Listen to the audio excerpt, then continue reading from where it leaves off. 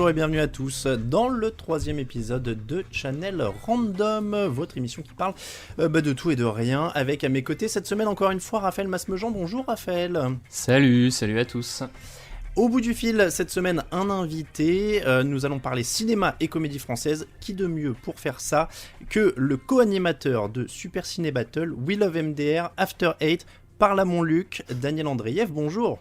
Bonjour, je crois qu'il manque 2 podcasts dans... Non, je te présente. Ah, mais alors, justement, j'allais te demander à la fin, est-ce qu'il manquait quelque chose dans la liste ? Il y a BD sans modération, mais il est en congé maternité. Sinon, il y a Gaijin Dash, évidemment, sur Gamecult, qui est en ce moment en période de confinement. Voilà. Mais, d'accord, j'ai vu que tu étais pas mal sur Twitch aussi ces derniers jours.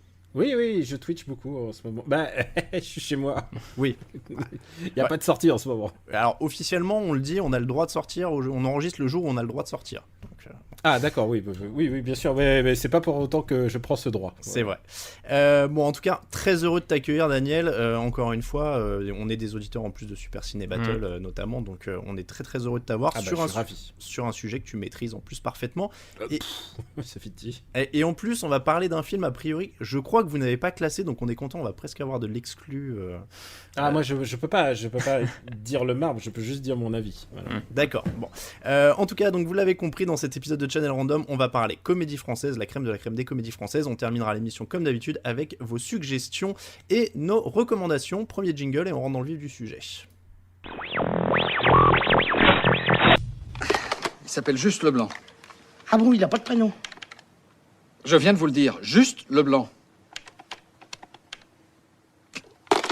Leblanc, c'est son nom, et c'est juste son prénom. Monsieur Pignon, votre prénom à vous, c'est François, c'est juste? Oui. Eh bien, lui, c'est pareil, c'est juste.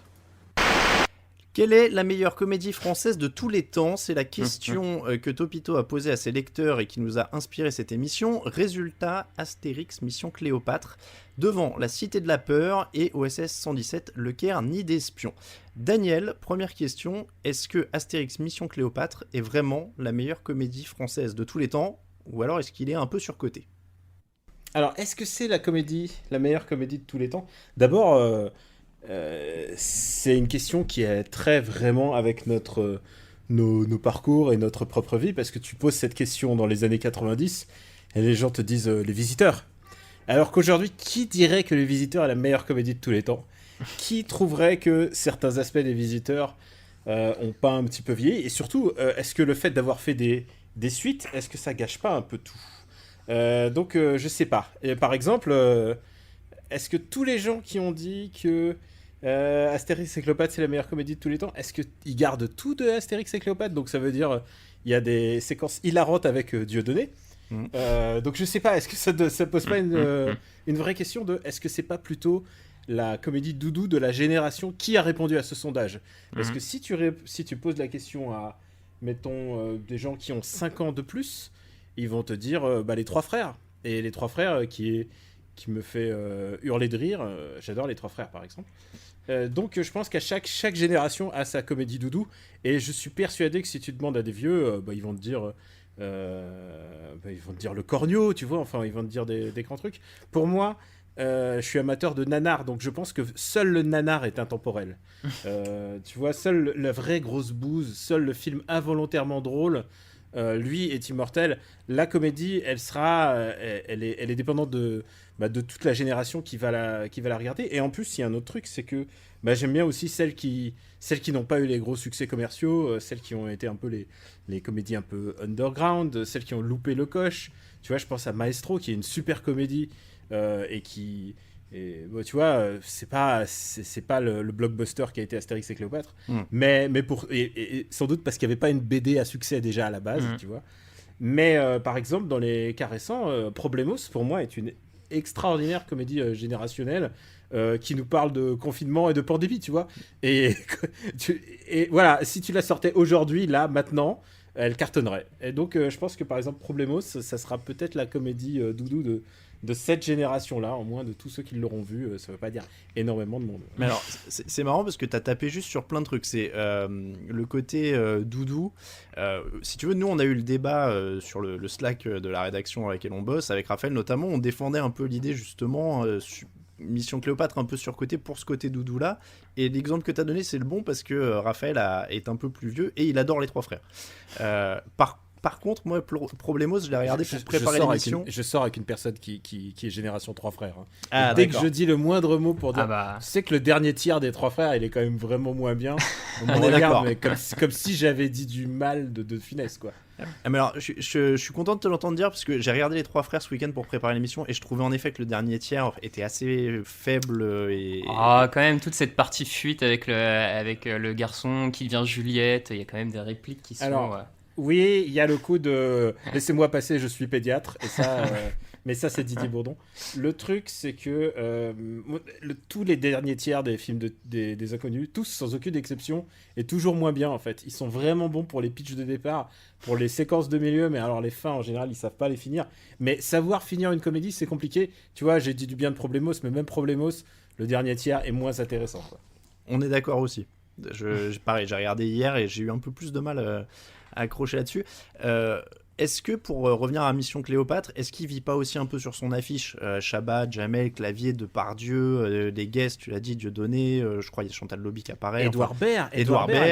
Voilà. Alors, le truc qui me paraît vraiment intéressant dans Astérix et Cléopâtre, que j'aime bien, moi j'aime bien justement, c'est que moi j'aime bien les choses qui réussissent, les œuvres qui réussissent à capter l'air du temps, le Zeitgeist, comme disent les germanophones.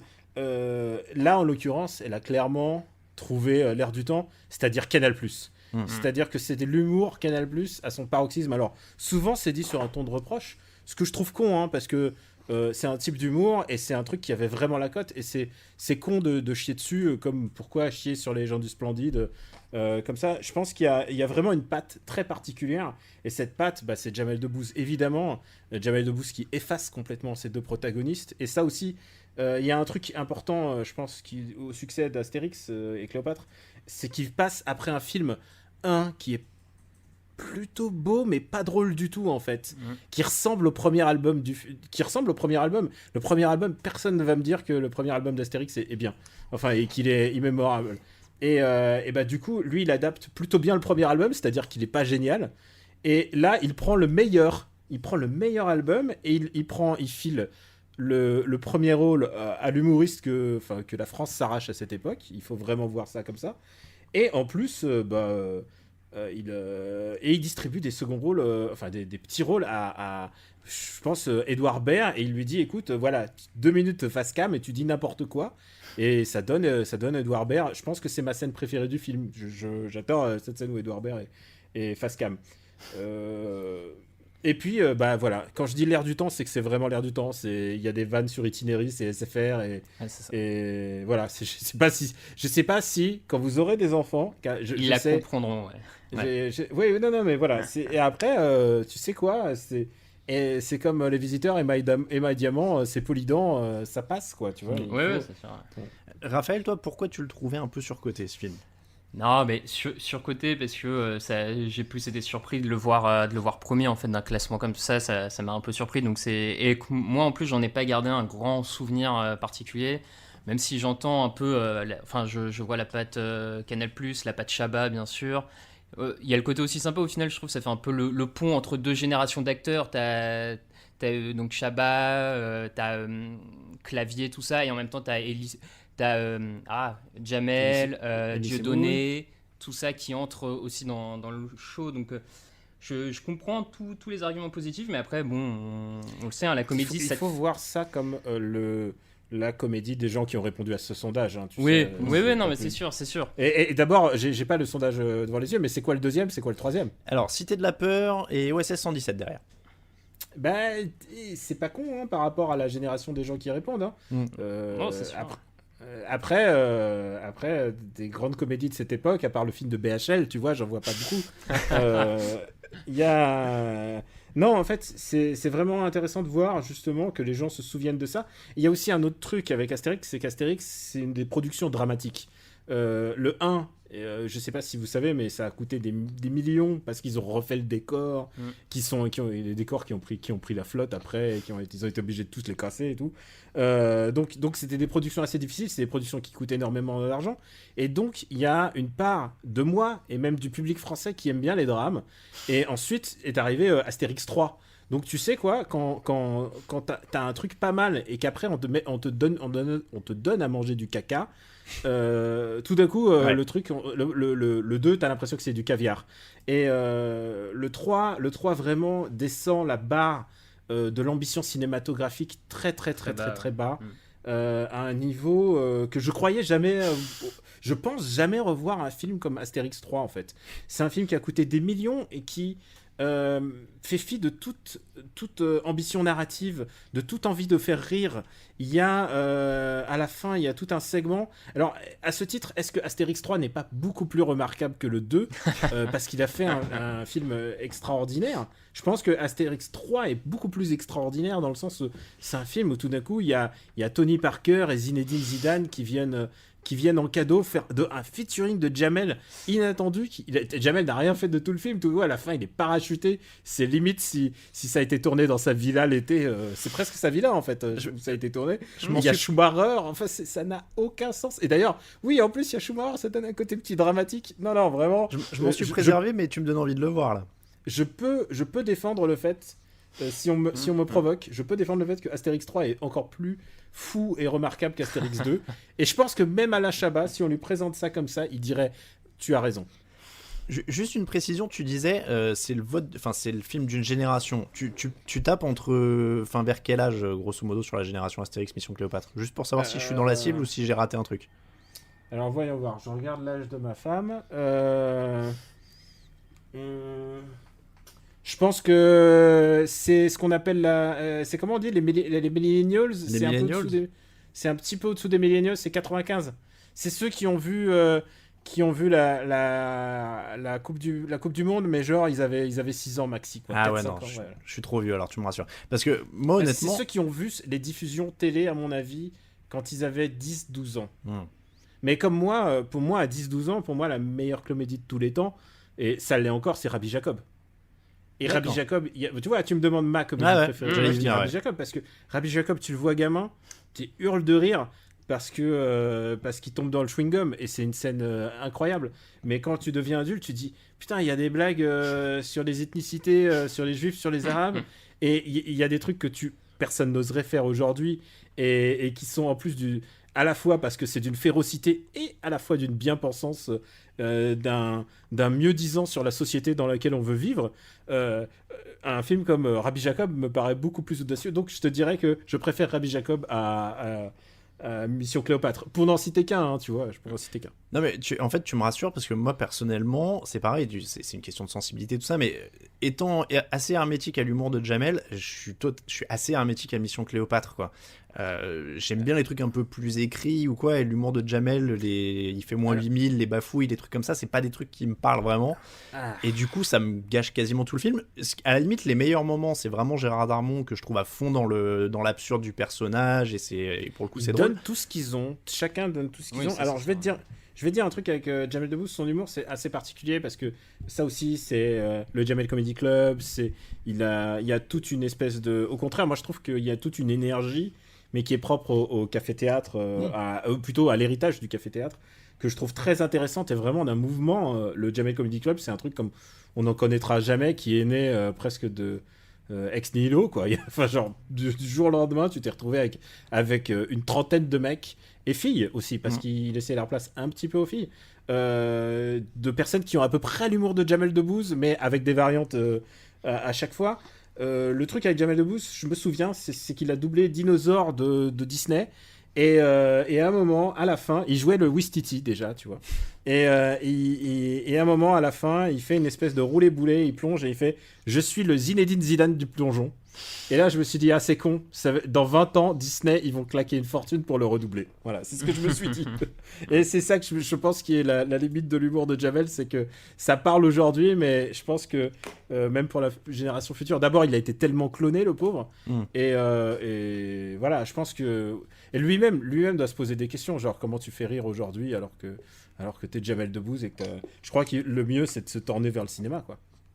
Mais est-ce que du coup le Astérix Mission Cléopâtre c'est assez un Astérix ou c'est un mix justement idéal ou... Alors ça c'est un gros truc que j'ai beaucoup, qui m'a passionné, hein, c'est un sujet qui me passionne.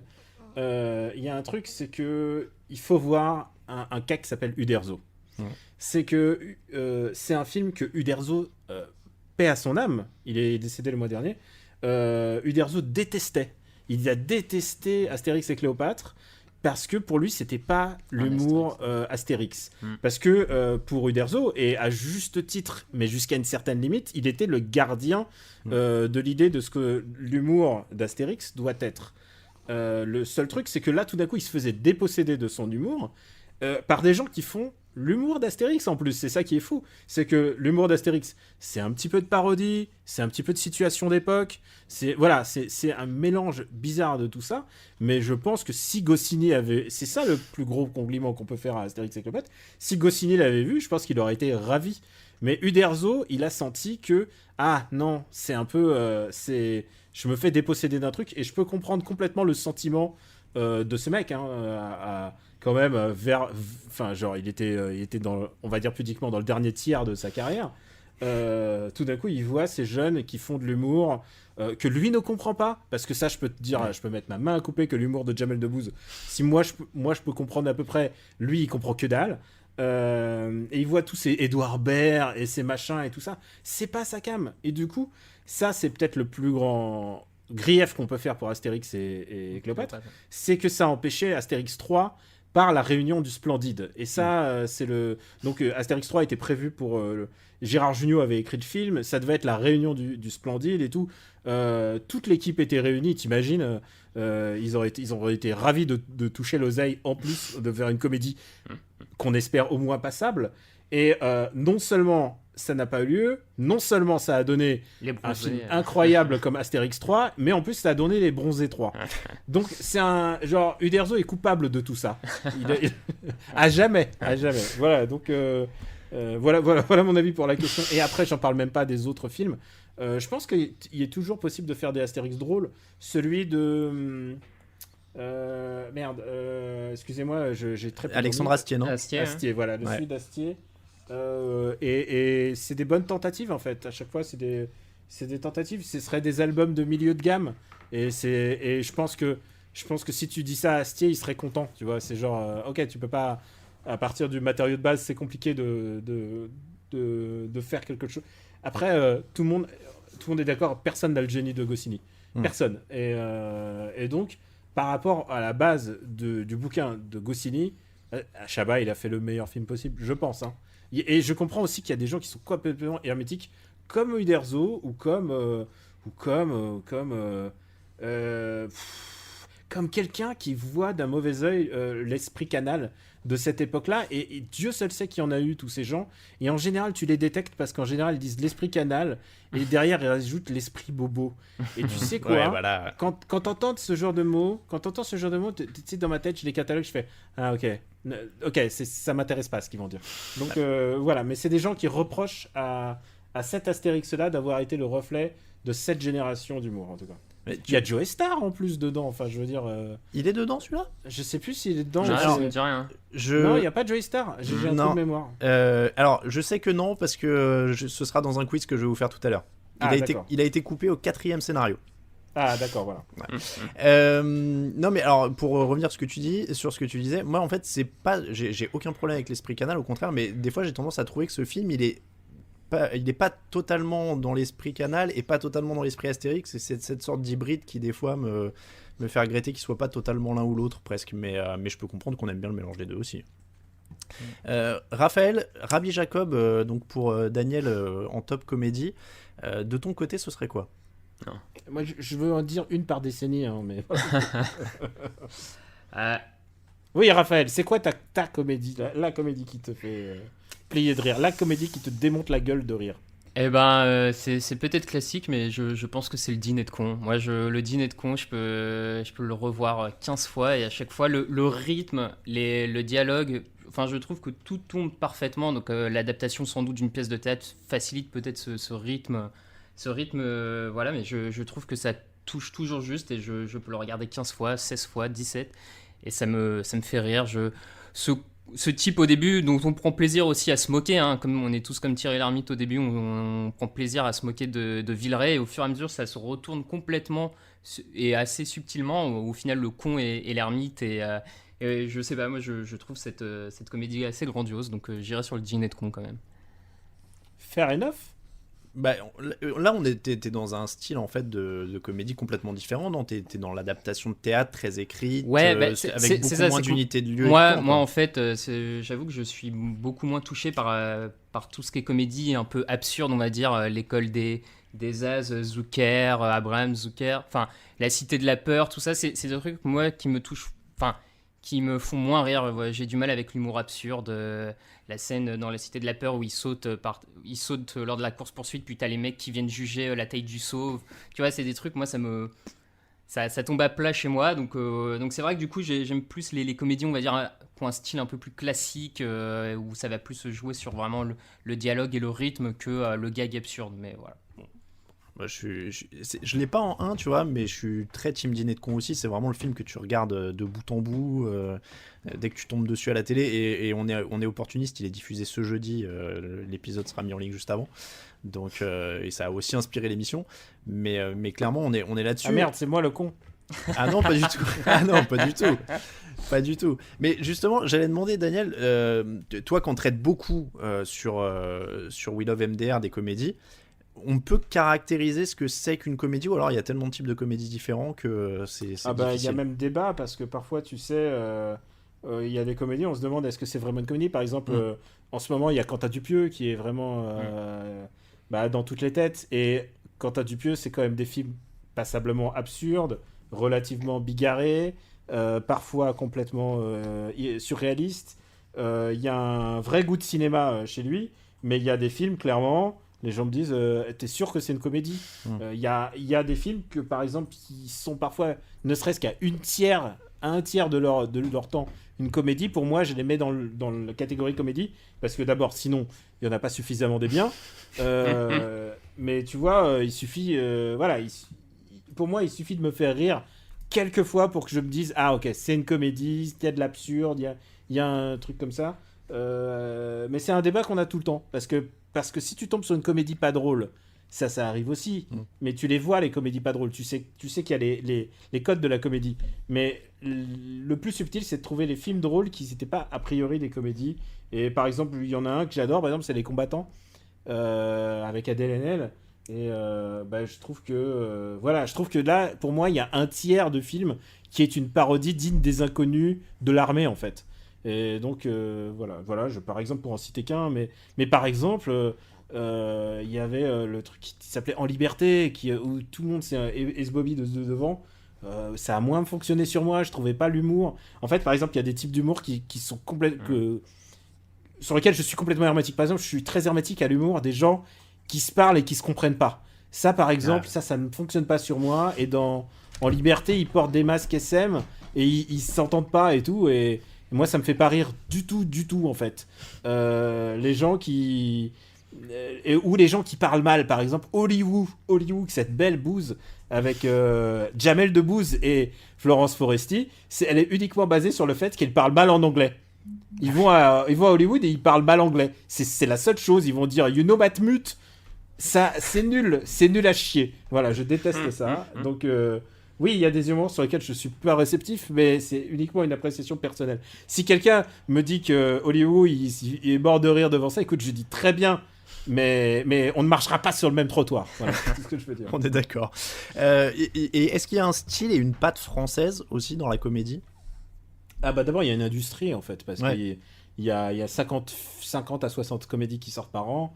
Il y a genre c'est un genre dans lequel tu peux mettre et Dupieux et Antoniente, et Franck Dubosc, et Cadmerade, et Elie Moon maintenant, et tu peux mettre tellement de gens là-dedans.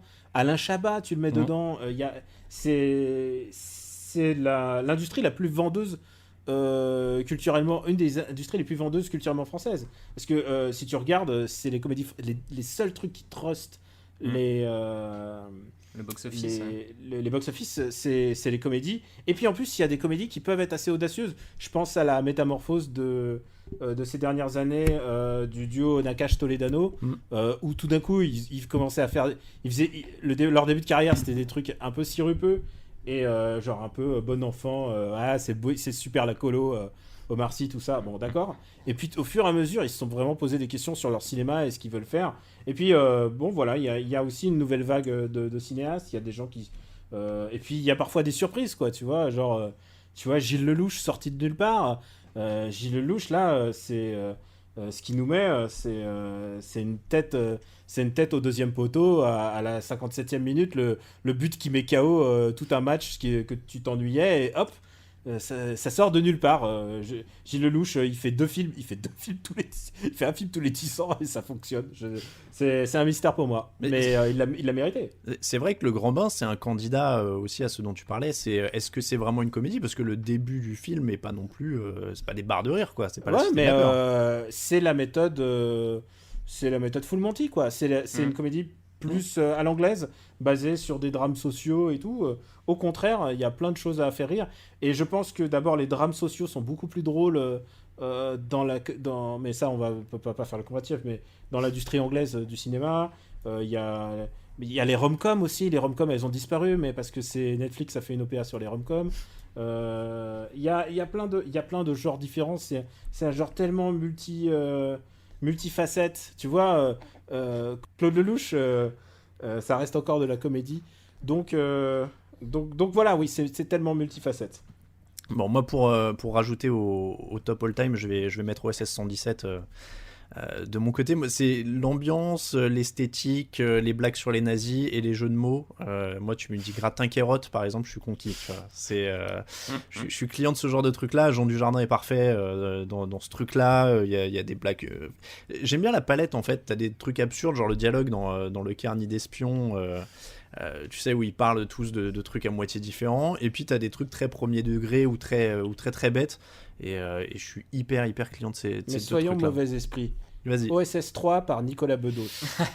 Oui. Ça fait peur. Ouais. Qui se passe dans les années 80. 70-80, hein. Ouais. Et en J'espère Afrique. qu'il rendra hommage à Giscard. J'espère. Parce que s'il n'y a pas un hommage à Giscard, je remonte à billet. Et c'est vrai que oui. Alors, je suis pas. Qu'est-ce qu'il a fait d'autre, Bedos, d'ailleurs? À quoi je dois m'attendre, moi, en tant que fan d'OSS 117? Je connais pas bien le gap de Michel Hazanavicius à Nicolas Bedos. Il faut que je craigne quelque chose ou pas? Bah d'abord, je crois que c'est le même cinéaste. Mais il est trop tôt pour s'exprimer dessus, en fait. Bon, ça va. En plus, le film est en cours de montage. Je veux dire, par chance, le film a échappé au Covid-19. Et donc, il est arrivé en table de montage avant le début du confinement. Je veux dire, s'il y en a un qui a bien le cul bordé de nouilles, c'est ce mec-là, quand même. Messieurs, on va passer à un petit top 10 pour dire un mot sur les autres grosses comédies françaises, parce qu'on a parlé pas mal de all-time. C'est l'occasion à la fois de vous quizer et de dire un petit mot en bref sur certains gros cartons. Quelles sont les 10 plus grosses comédies françaises en termes de box-office? Bon, alors, tu veux à la volée, comme ça? Allez, à la volée, je vous dis Il ce que vous y avez. a Les Visiteurs. Alors, Les Visiteurs, oui, est 10e all-time, donc ça compte tous les films, pas que les comédies. Mais est-ce que c'est de tous les temps? Parce qu'il y a La Grande Vadrouille. Grande Vadrouille, ouais. Dans le Alors, film c'est ça, voilà. Là, donc, dans l'ordre, Les Visiteurs, il est 10e all-time en France, donc avec 13,7 millions. Mais il y a d'autres comédies devant lui, en effet. Bah attends, on te remplit le truc alors. Alors, Bienvenue vas-y. chez les Ch'tis en 1, c'est sûr. Alors voilà, Bienvenue les chez les Ch'tis. Ch'tis en 1. Alors il y en a quelques-uns remarquables sur lesquels on peut dire un mot quand même. Bienvenue chez les Ch'tis en 1, il est quasiment jamais évoqué dans les tops des meilleures comédies. Donc pourquoi? C'est un ovni? Est-ce qu'il a tapé bon à un moment sur un souvenir? Parce que c'est un buddy movie plus qu'une vraie comédie. Je pense que, surtout parce que, en fait, Bienvenue chez les Ch'tis, t'as l'impression que ça parle des Ch'tis, mais en fait, ça parle surtout de l'amitié de deux hommes. Je pense, hein. Mais après, je pense que c'est... Tu sais quoi, c'est un cas intéressant et je me pose plein de questions sur ce film que j'apprécie pas tant que ça. Bah, c'est vrai que c'est relativement poussif aussi, une fois passé le pitch de base Après, et les présentations. ça a été quand même montré qu'il y a eu un boost des ventes de tickets dans le nord de la France. Hein. Il y a quand même des cinémas dans le nord de la France où les gens ils sont retournés 4, 5, 6 fois. Alors peut-être pas de atteindre les 19 millions, je vous l'accorde, il n'y a pas que le nord de la France, hein, mais je pense que le chiffre correspond aussi à une région qui était un peu maltraitée cinématographiquement et qui a trouvé peut-être un peu de fierté dans ce film à être mis à l'honneur et voilà. 20 millions 4 même, hein. Je disais 19, Ah bah, tu vois. ils sont encore plus hauts, mais oui, c'était une folie en 2008, Bienvenue chez Ch'ti. Il y a Intouchable qui est derrière au box-office, ça aussi, c'est comédie ou pas en fait? Bah oui. Ouais. On met en comédie, ouais. Bah, ça aussi, bien-pensance absolue. Et aussi un autre truc, c'est que... et en même temps... Enfin, bien-pensance, c'est un mot qui sonne très vulgaire et c'est con, mais plutôt bon sentiment, en fait, plutôt dire. Et ce qui me paraît essentiel dans cette comédie, c'est aussi le rapport à l'argent. C'est plus le rapport à l'argent qui me... Je pense que c'est plus une comédie sur le pognon et sur le relationnel de vassalité, c'est des gros mots là tout d'un coup, que sur l'handicap même, quoi. Alors, derrière, on a La Grande Vadrouille à 17 millions 2, vous en aviez parlé. Bon, là, on est dans les classiques multidiffusés, rediffusés. Qu'est-ce qu'on a d'autre derrière, alors? Je vous Il va y avoir écoute. des tuches.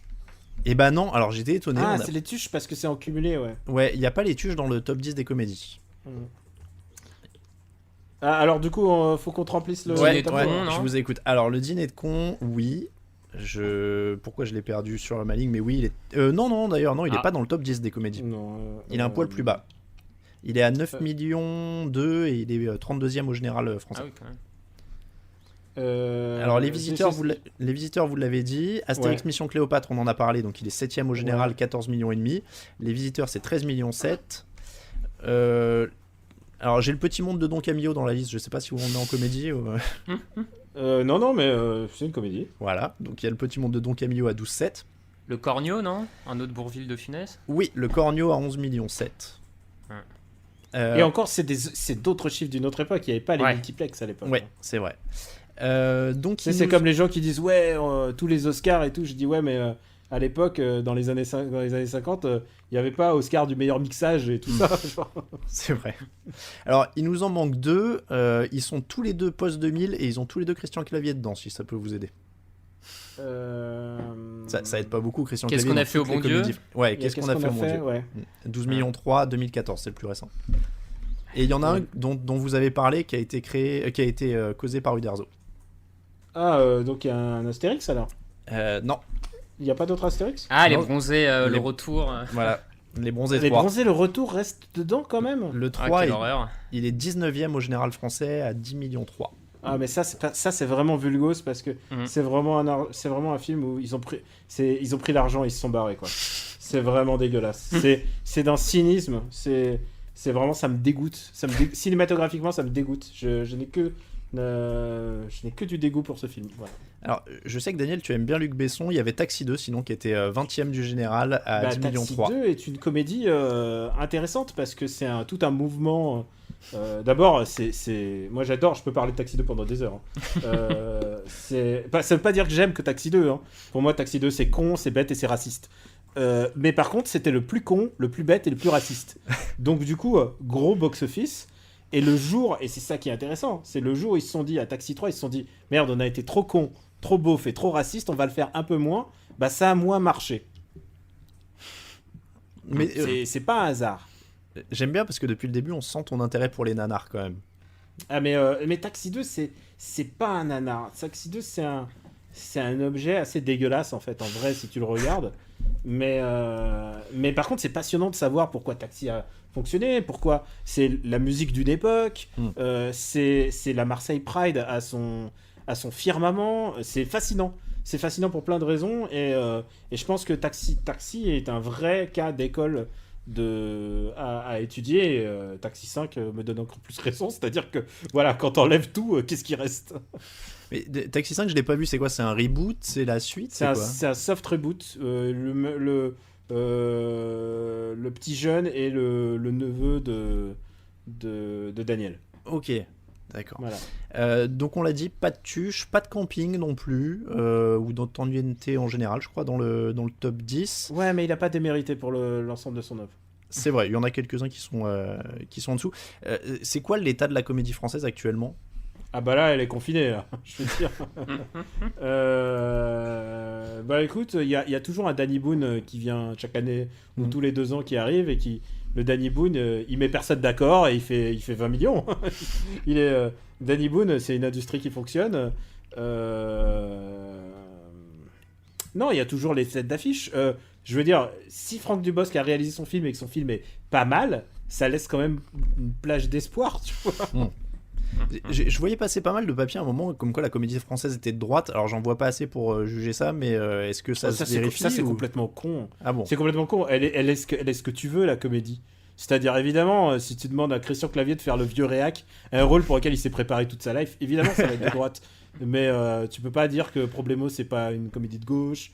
Enfin, je veux dire, oui, enfin, c'est complètement grotesque. D'abord, ouais, non, c'est vraiment des étiquettes.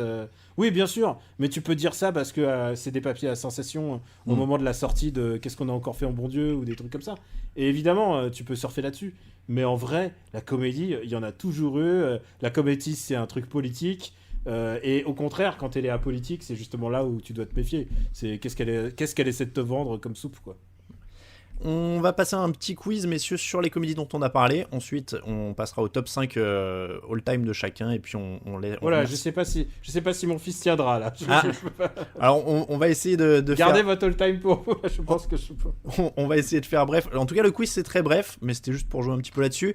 Quel réalisateur a pris la caméra pendant une journée sur Astérix Mission Cléopâtre, le jour où il y avait 200 figurants, un réalisateur qui est venu en guest, très connu, français. C'est pas Luc Besson ? C'est Luc Besson, ouais. Ouais. Bon, là, Raphaël, a priori, t'as peu de chance face à Daniel là, sur les quiz ciné. Non, tu rigoles, c'est pas impossible que... Alors attends, c'est du trivia, il y a des trivia que je connais pas. alors là, il y en a une qui est précise. Combien de sandales ont été nécessaires au tournage d'Astérix Mission Cléopâtre ? 2, ils marchaient tous pieds nus. Non, je déconne, je sais pas. J'ai piqué sur Allociné d'ailleurs, je le dis. Il a fallu 5000 sandales sur Astérix Mission Cléopâtre.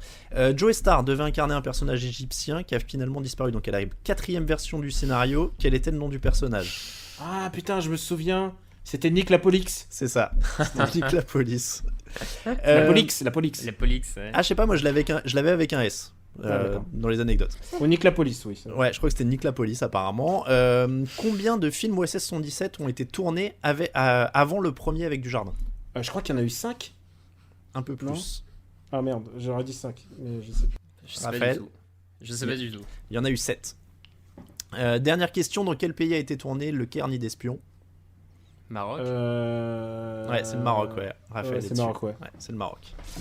Voilà donc pour quelques petites questions quiz. Et bah, du coup, on va laisser Daniel avec le top 5 si tu as une minute et que ton fils te laisse le faire.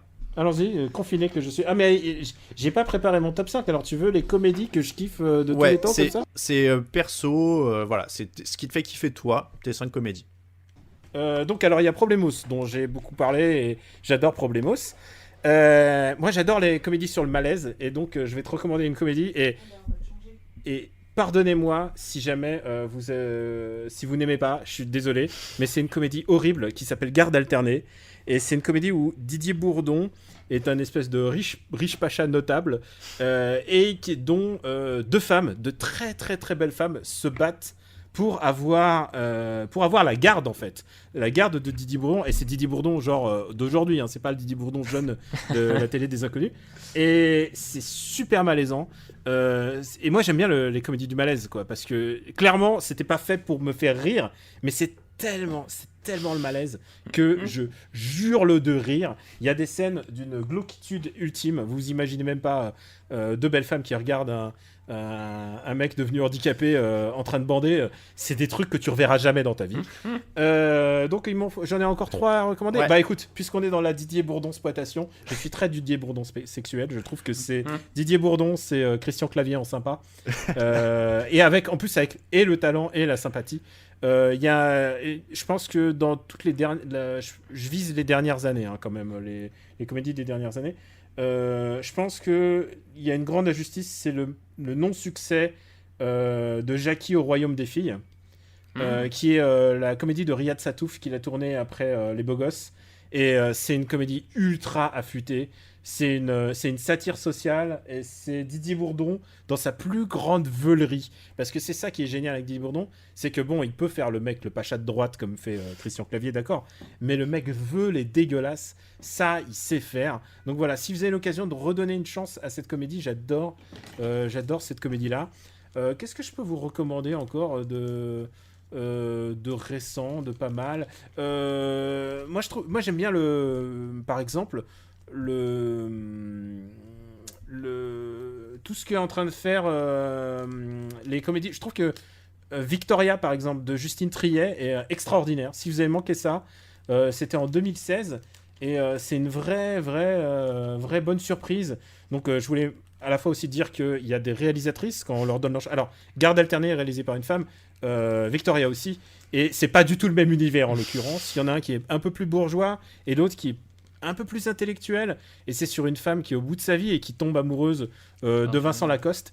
Franchement, Virginie Efira et Vincent Lacoste, c'est un couple que j'ai envie de voir au cinéma. En général, je suis les comédies que fait Vincent Lacoste parce que je pense qu'il a du flair. Je m'oriente aussi, d'abord je les vois toutes, mais je m'oriente aussi par rapport à ce que font les comédiens, à leur choix de carrière, et je pense que ce que fait Virginie Efira et ce que fait Vincent Lacoste est en général toujours intéressant. Et dans la nouvelle garde, je ne sais pas si vous avez vu La loi de la jungle de Antonin Perejatko. Ouais. Et ben voilà, ça c'est vraiment très très très puissant. Ce mec-là a vraiment une ambition de ciné assez intéressante. C'est vraiment l'esprit fluide glacial, mais aussi un peu Gottlieb que j'aime. Et en plus, il y a un Vincent Macaigne génial. Donc moi, j'adore Vincent Macaigne. Je pense que c'est aussi un des mecs, des nouveaux gars qui montent dans les comédies françaises. Vincent Macaigne qui arrive à négocier des bons rôles. J'attends maintenant que des jeunes pousses comme Jonathan Cohen aient leur grand film, tu vois. Et voilà pour dire quelques-unes des comédies qui fonctionnent. Je trouve que on manque de rom-com en fait. J'adore les rom-com, il y en a très très peu. Et puis bon voilà, je vais pas vous recommander de regarder des trucs du genre Le Grand Bain, parce que Le Grand Bain vous l'avez tous déjà vu, c'est pas grave, vous avez pas besoin de moi pour voir Le Grand Bain, vous avez pas besoin de moi pour voir Dupieux, mais voilà, j'ai quelques comédies qui me viennent Pas comme mal. ça. Bah écoute, Je pense que j'y repense. Papa ou maman, c'est pas mal aussi. Papa ou maman, c'est vraiment intéressant parce que c'est vraiment du mauvais esprit. C'est un père et une mère qui vont se chamailler jusqu'au bout pour savoir qui ne va pas avoir la garde. Ils font tout pour se rendre dégueulasse. ça. Et Laurent Lafitte et Marina Foïs en parents dégueulasses, c'est génial. Ouais. Je me souviendrai toujours du père qui fait pleurer son fils en lui ramenant pour son anniversaire. Son fils, il commence à pleurer parce qu'il y a un cadeau. Il dit bah quoi, c'est une pirate de Tefal. genre voilà, ça c'est du mauvais esprit comme j'aime. Voilà les quelques comédies que je vous recommanderais à la volée, mais vraiment dépoté. Vous m'avez pas prévenu sur un top 5 là. Voilà, c'est dans les comédies récentes dans lesquelles il faut taper. Et puis sinon, allez voir les classiques. Les classiques, t'en as parlé. Tu vois, Le Dîner de con, c'est toujours immémorable. Voilà. Eh ben écoute, merci beaucoup parce que j'ai une très très mauvaise culture ciné et là tu m'as donné une super playlist de trucs à regarder. Là, donc, tout ce que t'as impeccable. là, c'est je garantis avec mon sang. Bon après, c'est possible que nos problemos, c'est Alors, possible de passer à côté. Hein, ouais, mais pour moi, c'est une des vraies bonnes. En plus, il y a Blanche Gardin, il y a Éric Judor, mais le Éric Judor post Dupieux, donc c'est un mec qui s'interroge sur le cinéma qu'il veut faire et tout. C'est super, c'est vraiment super. Alors après, je dois avouer que Problemos, moi je l'ai regardé hier justement et j'ai trouvé ça pas mal, mais je trouvais que ça s'essoufflait un peu. Ah bah Mais, ouais, dernier tiers mon gars, le ouais, dernier tiers ouais. des comédies c'est hardcore. Mais même le meilleur dernier tiers pour moi, c'est de toutes les histoires de la comédie, hein, c'est les Monty Python. Tu peux rien faire au-delà. Bon, bah on n'a même pas parlé de La Cité de la Peur d'ailleurs, qui fait partie de ces films qui, pour le coup, eux faiblissent pas trop et finissent bien aussi. Bah ouais, c'est vrai. Bon, ben on va te laisser filer, Daniel. On te remercie énormément. Bah merci à vous, merci. merci de votre patience parce que voilà, il faut que j'aille faire les mes couches, biberon, tout ça. Aucun souci. Non, merci à toi. C'est ma vie maintenant, voilà.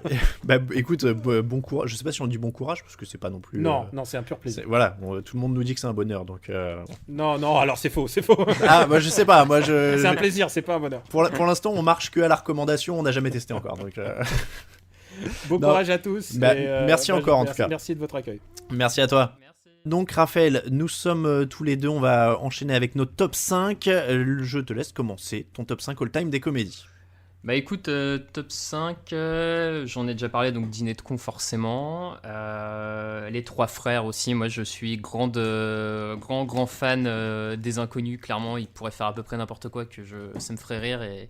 Quoique, je pense ils sont pas loin d'avoir fait la pire comédie avec l'Extraterrestre, mais c'est encore je l'ai un pas autre vu celui-là. qui est d'une nullité absolue, mais enfin... Donc Les Trois Frères, après je fais un package OSS 117, je mets les deux, j'arrive pas à les départager, voilà. La Grande Vadrouille, moi je pense que tout top 5 doit avoir un Louis de Funès quand même, et en plus là avec Bourvil, voilà. Et le cinquième, je suis parti sur très classique, mais Le Père Noël est une ordure, du Splendide, parce que moi il me fait mourir de rire, et voilà. Je crois que ça fait aussi partie des obligatoires dans ce top 5 d'avoir un truc du Splendide. Ouais, un truc du Splendide. Et juste un que j'ai mis en 5 bis, je me permets, mais parce que il est souvent pas trop évoqué, mais moi j'avais beaucoup, et du coup là ça sera plus sous forme de recommandation, j'avais beaucoup rigolé devant Les Beaux Gosses de Riyad Satouf, son premier film, qui est une comédie d'ado, on va dire, mais qui, si tu compares avec d'autres comédies d'ado, notamment américaines, qui est d'une finesse à côté, une finesse assez absolue dans le dialogue, tout ça. Et avec Vincent Lacoste notamment, qui est absolument incroyable. Alors moi je vais te dire, j'ai un truc où je diffère avec toi, c'est sur Louis de Funès, j'accroche pas des masses. J'ai peut-être pas assez vu ou pas au bon moment, je sais pas, mais c'est pas un truc sur lequel j'accroche. Donc moi j'ai fait comme toi, j'ai mis les deux OSS ensemble parce que je trouvais ça dommage d'en mettre deux dans un top sur 5 parce que j'adore les deux. Donc moi c'est en 1, pour tout ce que j'ai cité. Je mets La Cité de la Peur quand même en 2. C'est vrai qu'on en a peu parlé. On en a peu parlé, hein. Ouais. C'est quand même... Alors je sais que toi t'accroches pas. Pourquoi t'accroches pas sur ce film? Moi c'est ce que j'explique un peu tout à l'heure. Moi j'accroche pas parce que j'ai vraiment du mal avec l'humour absurde. Et quand je dis absurde, c'est pas tellement une situation qui peut être absurde, c'est un ensemble de... En fait c'est quand l'irréel et ce qui est hors dehors d'un film rentre dans le film. C'est vrai que j'ai beaucoup plus de mal avec ça. Et c'est pour ça que je suis pareil, je le disais, du coup moi je vais très peu accrocher avec les Y a-t-il un pilote dans l'avion, tout ça, parce que c'est totalement la même veine de comédie. Et moi, ça me fait... Quand le mec dans La Cité de la Peur, il marche dans le couloir, le tueur, et que t'as un tableau de classe avec les leçons de géographie du Burundi, tu vois, moi, ça... Non, ça marche pas. Ouais, non, mais je comprends.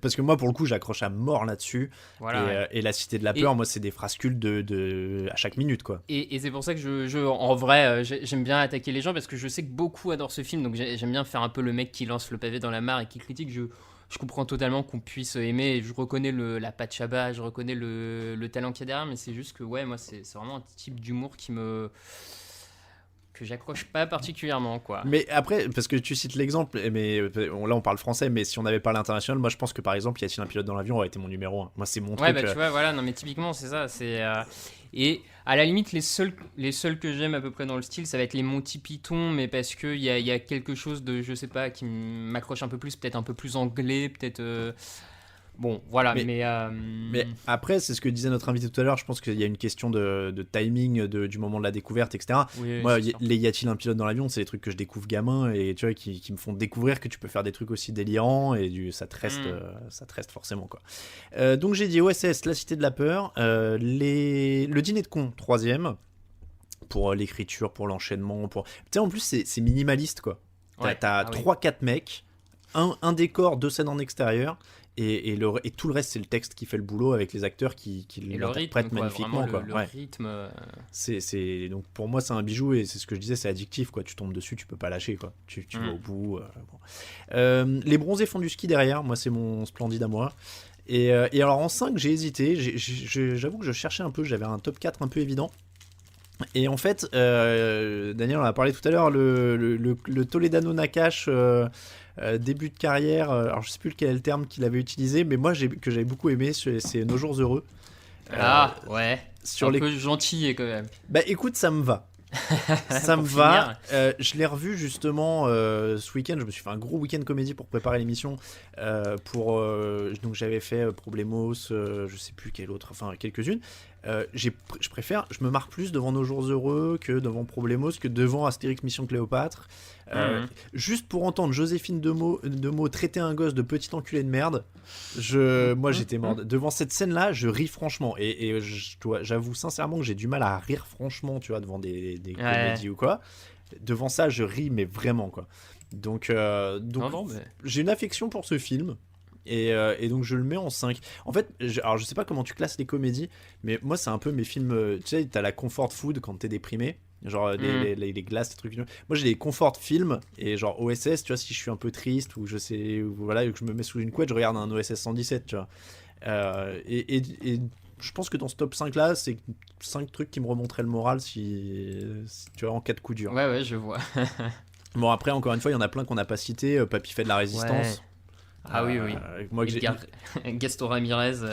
avec Adolfo Ramirez, ouais, voilà. Ouais, Adolfo, ouais. Adolfo, la scène de fin qui est quand même mythique avec ce débrief, on croirait du BFM TV avec 30 ans d'avance. Ouais. Bon, voilà, les tontons flingueurs, les visiteurs, donc on l'a un peu évoqué. Je pense que, encore une fois, c'est ce que disait notre invité, tu peux en faire toutes les décennies, quoi, puisqu'ils vivent, il y a des générations. Bon. On a donc couvert pas mal, Raphaël, ce sujet très très polémique des comédies. Je tiens à le dire quand même, parce que c'est parti aussi d'une grosse embrouille qu'on a eue sur Slack avec le reste de la rédaction, qui est très très pro Astérix Mission Cléopâtre. On doit le dire quand même, on est resté comment dire, très soft et factuel, parce qu'on a quand même un invité qui maîtrisait beaucoup mieux le sujet que nous et qui du coup est resté quand même très très comment dire, qui a fait les choses très proprement, et encore une fois on le remercie. Il nous a présenté ça parfaitement et ça a évité que nous on parte dans des élucubrations et des trolls pour énerver nos petits copains de la rédaction, donc c'est pas plus mal, non? Donc c'était le sujet du jour, les comédies françaises. Jingle, puisque c'est l'heure de passer à vos suggestions, et je le dis, aujourd'hui le jingle, c'est pas un jingle avec une annonce Décathlon ou Auchan, parce que c'est spécial cinéma, donc on fait du cinéma. Écoute Benoît, les piscines c'est pour les enfants. Normalement tu devrais aimer aller à la piscine. Tu comprends? Mais tu sais ce que t'es? T'es le roi des cons au pays des emmerdeurs.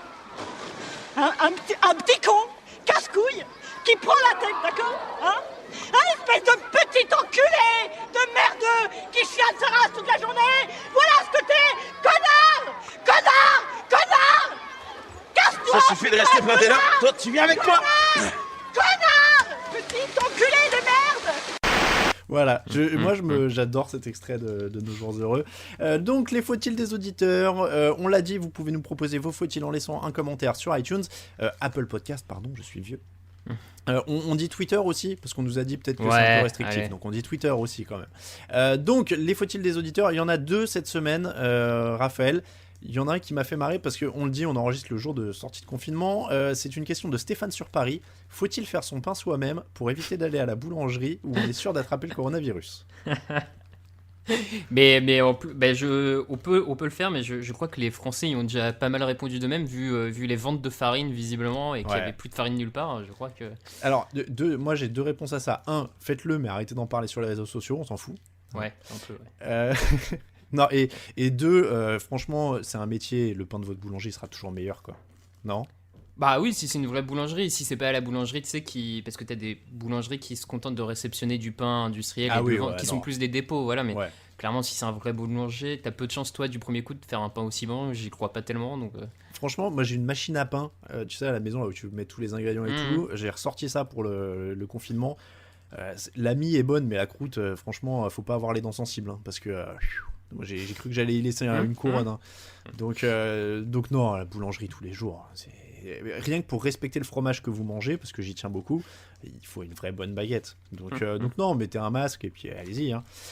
Question de Brundir. Faut-il écouter des podcasts, et si oui, lesquels? Alors ça pourrait presque faire une émission, mais on peut donner des petits coups de cœur. On en a donné dans les recos la dernière fois. Écoute, oui, déjà bien sûr il faut écouter. On en parlait avec notre invité. Moi clairement je conseille en podcast cinéma Super Ciné Battle qui l'anime. Je trouve ça vraiment génial comme podcast cinéma abordable sans trop, mais avec beaucoup d'informations et de la qualité sans que ce soit trop, sans que ce soit le masque et la plume de France Culture quoi on va dire, ou de France Inter d'ailleurs je sais plus. Oui, Inter. Inter je crois. Ouais. Bon, voilà. Super Ciné Battle, j'aime vraiment bien. Sinon, après, Affaires sensibles. Ouais, j'allais dire Affaires sensibles, c'est presque hors concours parce que c'est un replay radio. Oui, mais franchement, Affaires sensibles, c'est un incontournable. Mais à la limite, pour rester sur le ciné, on va pas en faire trop parce qu'on va s'en garder sous le coude pour nos recos de temps en temps quand même. Mais pour rester sur le ciné, moi j'adore 2 heures de perdu. C'est un moment de détente du mercredi qui est quand même incontournable. Donc voilà, mais oui, Super Ciné Battle. Et donc on le disait, si vous avez accroché sur ce que disait Daniel sur les comédies françaises, vous pouvez l'écouter aussi sur We Love MDR, qui est un podcast consacré aux comédies françaises en particulier. Donc n'hésitez pas.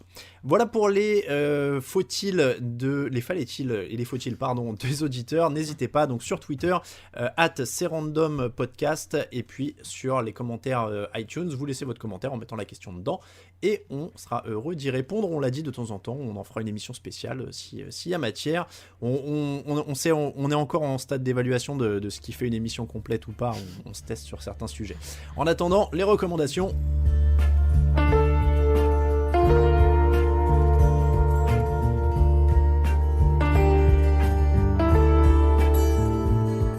Le générique donc de Faites entrer l'accusé pour la recommandation du Ondelat Universe en premier et puis nos recommandations générales après. Raphaël, donc on a décidé de faire une reco par semaine pour Christophe Ondelat. Ouais. Pour pas vous donner trop d'infos. Donc je me lance sur... Non mais c'est vrai que après ça en fait plein à accumuler. Donc vaut mieux en avoir un et être sûr d'avoir le temps de le voir. Et en l'occurrence il est long parce que c'est moi qui me lance. Donc c'est pas une affaire comme les autres. Raphaël, elle est un peu plus originale parce que on n'est pas dans le schéma tueur en série, police, etc. C'est le fait d'entrer l'accusé sur Paul Touvier, le chef de la milice de Lyon, enthousiaste lyonnais, en fuite pendant 40 ans, avec des soutiens absolument partout, ouais. À tous les niveaux de l'État, dans la police, le clergé, partout. À la fin, j'avais envie de mettre des coups de poing dans ma télé. Donc voilà, mais c'est très très intéressant parce que ça fait partie de notre histoire. Et donc voilà, c'est vraiment un épisode moi que j'ai trouvé fascinant sur cette fuite qui n'en était pas une d'ailleurs. Spoiler, il est resté quand même une bonne vingtaine d'années tranquille sans qu'on l'emmerde dans sa maison de famille. Donc voilà, c'est pas le seul malheureusement. Non. Regarde Bousquet qui allait manger tous les dimanches à l'Élysée sous Mitterrand alors qu'il a fait torture. Bref, passons. Voilà. Donc Paul Touvier, un de ces hommes aussi là, et une émission passionnante. Les conseils, les recommandations générales, Raphaël. Alors, cette semaine, je change encore de format. Je vais partir sur une fiction sonore, comme on dit, de France Culture qui s'appelle Asta Dente. Donc Asta H-A-S-T-A et Dente comme des pâtes al dente, quoi, D-E-N-T-E. Donc c'est une fiction sonore en 11 épisodes et je vous donne le synopsis. Donc c'est 2 flics qui enquêtent dans une ville de province sur une affaire qui au début paraît anodine, c'est-à-dire qu'en fait on découvre une cache de ramen avec vraiment des centaines de kilos de ramen volés, et il y a aussi des tracts sur des tracts comme on dit pastafari, qui est la religion du dieu Pat. Et voilà, l'enquête commence comme ça, donc le truc qui paraît totalement anodin et progressivement ça... J'ai vu que tu as envoyé le lien dans le Slack. Et c'est vraiment très sympa, ça s'écoute tout seul, avec plaisir, c'est bien joué, c'est voilà. Bon, jetez une oreille à ça, une petite fiction podcast de temps en temps, ça peut être sympa aussi. Pour moi, ce sera pareil, pas le même format que la semaine dernière. Je passe sur Netflix avec la série Afterlife de Ricky Gervais.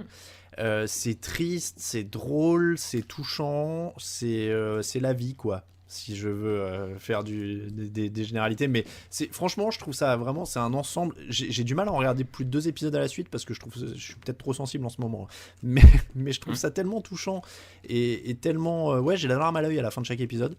Mais en même temps c'est drôle, c'est absurde, c'est encore une fois c'est la vie. Donc c'est le talent Ricky Gervais quand même, qui est un homme de talent. Mais tu vois, et je suis pas hyper client de The Office. Et Ah ouais? ouais, je suis pas hyper client de The Office, mais là, pour le coup, je trouve ça vraiment tellement... c'est simple, quoi. Il n'y a pas besoin d'en faire des caisses, et pourtant, ça passe tout seul, et c'est vraiment bien foutu. C'est... Encore une fois, vrai coup de cœur pour cette série. J'en suis, je sais pas, à 4 ou 5 épisodes, mais ça me suffit. La saison 2 est sortie en plus. Oui, la saison 2 est sortie, Ouais, c'est en ça. effet. Ouais, c'est comme ça que je l'ai découvert, en fait, parce que ça s'est mis à la une de Netflix. Mm. Donc voilà, ça c'est ma recommandation pour cette semaine. Et c'est comme ça qu'on termine l'épisode 3, Raphaël. Petit service après-vente de l'émission précédente, quand même. Comme on va essayer de le faire de temps en temps, c'était l'émission bière. Juste pour dire, en résumé le service après-vente en un mot, j'ai envie de boire de la bière et je vais essayer de m'y mettre. C'est juste bravo. que on sort à peine de déconfinement, mais franchement, en la réécoutant, en faisant le montage, en mettant en ligne et tout, je me suis dit, ils m'ont intéressé, il faut que je teste des Ah bah trucs. tant mieux. Et d'autant plus avec le compte Twitter. Puisque donc bon, je vous donne les coulisses, hein, Raphaël gère un peu le compte Twitter, et donc t'as demandé aux gens de poster leur photo de bouteille de bière, et du coup genre je prenais des notes, et d'ailleurs je suis jaloux, la tienne elle est trop cool avec les aliens dessus là. Ah bah écoute, je pourrais t'en filer la prochaine fois qu'on se voit en vrai. Mais j'espère que ce sera bientôt, mais on est toujours on est à plus de 100 km, donc on a toujours pas le droit de se voir, hein. C'est vrai. Donc bon. Mais ouais, non, elle a l'air cool, j'aimais bien l'étiquette déjà, j'ai été conquis par la petite soucoupe volante. Ouais, plutôt cool. Ouais. Bon, merci beaucoup Raphaël en tout cas pour ce 3e épisode. Eh ben merci à toi et puis à Daniel qui n'est Ouais. plus là mais qui était avec nous. Ouais, merci encore à Daniel Andreev qui était avec nous pour cette émission. On le rappelle, vous pouvez le suivre sur Super Ciné Battle, After Eight, Parle à mon Luc, We Love MDR. Il est aussi sur Twitch, Kamui Robotics, et son compte Twitter c'est Kamui Robotics également. Voilà, on le remercie encore d'avoir été avec nous. Pour vous abonner au podcast, vous pouvez y aller sur toutes les plateformes habituelles et YouTube. N'hésitez pas à laisser des commentaires et des étoiles sur Apple Podcast. Les Twitter et Facebook de l'émission c'est @CRandomPod. N'hésitez pas aussi à vous abonner, hein, ça vous permet d'avoir les dernières nouvelles plus rapidement. Et puis bonne libération à tous d'ailleurs, puisque vous êtes officiellement libres au moment où on enregistre ce podcast. Restez prudents quand même, évidemment, mais bonne sortie de confinement à tous. Merci beaucoup Raphaël. Merci à toi. À bientôt tout le monde. Ciao.